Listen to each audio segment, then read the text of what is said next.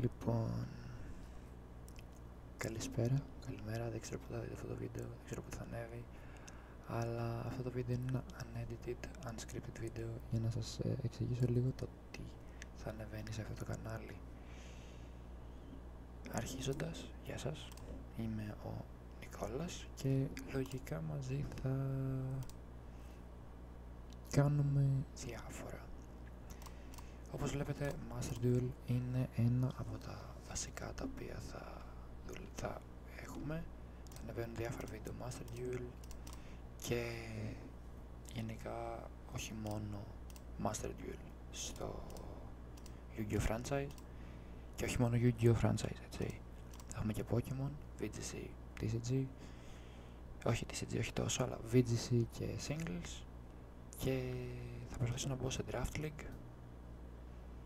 Θα έχουμε αθλητική εκπομπή μαζί με δύο φίλους μου και διάφορα άλλα. Θα προσπαθήσω μουσικές κλπ.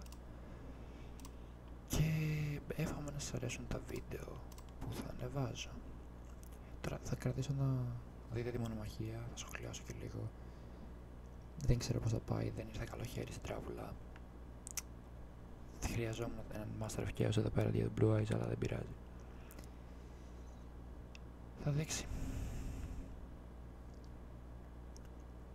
Να δούμε τι έχει ο άλλος. Δεν νομίζω να έχει πολλά, αλλά εύχομαι ένας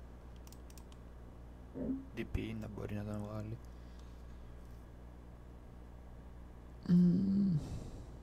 Λοιπόν, για να μην σας κολλήσει έργο, αυτή τη μονομαχία θα την κερδίσω, γιατί βλέπω Fire Formation Tanky και λέω ok, Fire Fist.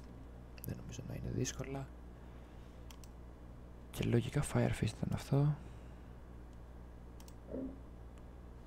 Ancient Warriors, όχι Ancient Warriors, αλλά δεν νομίζω να είναι δύσκολα τα πράγματα γενικά. Snatch Steel, ok, εδώ αναγκαστικά ο DP θα ενεργοποιηθεί και θα σπάσει τον εαυτό του και το Tanky.